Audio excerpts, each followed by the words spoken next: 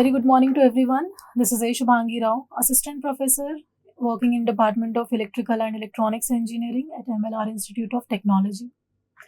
In today's session, we are going to discuss about Faraday's law of electromagnetic induction. Also, we will discuss about transformer EMF and motional EMF. So, let's start. What is Faraday's law of electromagnetic induction? So, according to Faraday's experiment, a static field cannot produce any current flow. But with a time varying field, an EMF, which is called electromotive force, will be induced, which may drive a current in closed path or a circuit. So this EMF is nothing but a voltage that induces from changing magnetic field, or we can call it from the motion of conductors in magnetic field, right? So that time Faraday discovered that the induced EMF will be equals to time rate of change of magnetic flux linking with that closed path. So this can be written mathematically as E is equals to minus n d phi by dt. And the unit is volts, where n is the number of turns in the coil and E is the induced EMF. Now let's assume that in that coil there is only one turn. So this formula becomes E is equals to minus d phi by dt as n is equals to 1. What is the meaning of this negative sign here? The minus sign in these two equations indicate that the direction of induced EMF is such that to produce a current which will produce a magnetic field which will oppose the original field. In simple language, we can understand it will oppose its own cause. And this is nothing but the Lane's law. Means according to Lane's law, the induced EMF acts to produce an opposing flux. Now let us consider Faraday's law. The induced EMF is a scalar quantity which is measured in volt. So this can also be written as E is equals to integration of E dot dl, right? So this induced EMF in equation number 3, which we can see here, E is equals to integration of E dot dl, it indicates that the voltage about a closed path such that if any part of the path is changed, this EMF will also change. Means it will vary with the path, right? Now, the magnetic flux phi passing through a specific area is given by this formula we have seen earlier. Phi is equals to integration of B dot ds, where B is the magnetic flux density, right?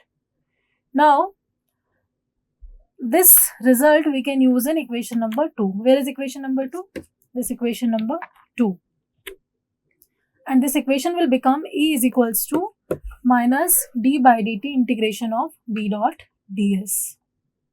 Now what do we do next? We will, from equation number 3 and from this equation number 4, if we compare both are equal to E, so we can equate these two equations and we can write it as E is equals to integration of E dot dl is equals to minus d by dt integration of B dot ds, right? So we see this equation. Now further we'll discuss. There are two conditions for which induced EMF will be explained here below, right? Let's discuss these two conditions one by one. Basically, I'll tell you. We are going to discuss about now transformer EMF and motional EMF. So first we are going to discuss about transformer EMF. It depends how the EMF is induced, right? Because of that only their name became transformer EMF and motional EMF, right? So first one, let's discuss. The closed surface on the closed circuit in which EMF is induced is stationary and the magnetic flux is sinusoidally varying with time. Means, again I'll repeat, EMF induced is stationary and the magnetic flux is varying with the time, right? So from that previous equation which we have got here, this equation, it is clear that the magnetic flux density is the only quantity which is varying with the time, right? Now if we partially derive this equation to define the relationship, as B may be changing with the coordinates as well as with the time. So this equation can be written as integration of E dot dl is equals to minus dou b by dou t. Now instead of d by dt, we are writing it as partial differentiation, dou by dou t, right? So this is similar to the transformer action, and the EMF which is developed here or induced here is called transformer EMF, right? Now we will use Stokes theorem here. According to Stokes theorem, line integration of any vector is equals to surface integration of curl of that vector. Which vector we are considering here? E vector. So this can be written as integration of curl of surface integration of curl of E is equals to minus surface integration of dou b by dou t. Now we will assume that both the surface integrals are taken over identical surface, and we can write it as del cross E ds is equals to minus dou b by dou t ds. ds will get cancelled, and del cross E is equals to, we are getting minus dou b by dou t. Now this equation represents one of the Maxwell's equation, right? This is basically the equation for time varying field, right? Now if B is not varying with time, this previous equation number 6 and this equation number 8 is going to give the result which are already obtained in the previous, like we have already discussed in the previous sessions about the Maxwell's equations for static field, electric and magnetic static field, right? There we have got the equations integration of E dot dl is equals to 0 and del cross E is equals to 0. So if you notice, these two equations are also Maxwell's equation. This is for static field, static electrical and static magnetic field, but this equation is for time varying field, right? This is transformer EMF. Next we will discuss about motional EMF, right? Again, how the EMF is induced.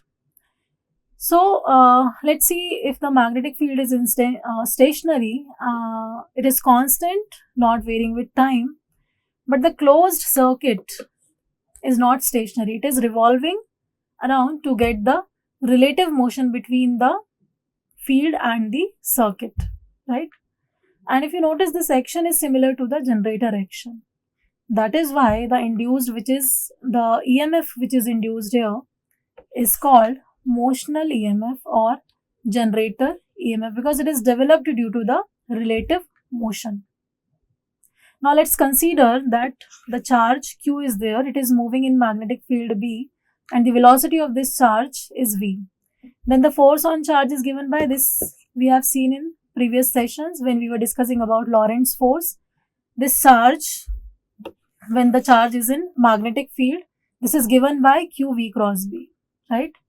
But the motional electric field intensity is defined as per the unit charge is EM is equals to E by Q, which is nothing but V cross B.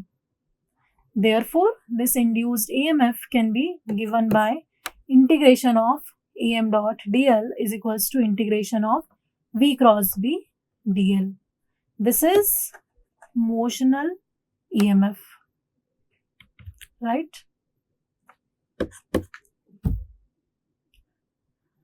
So, if the direction of the velocity V with which the conductor is moving and the magnetic field B, they are perpendicular to each other mutually, then the induced EMF will be given by E is equals to BLV sine theta, or sine theta, and that theta angle is 90 here, sine 90 is equals to 1. So E is equals to, we are getting BLV, where L is the length of the straight conductor, right? So first and second cases we have discussed transformer EMF and motional EMF.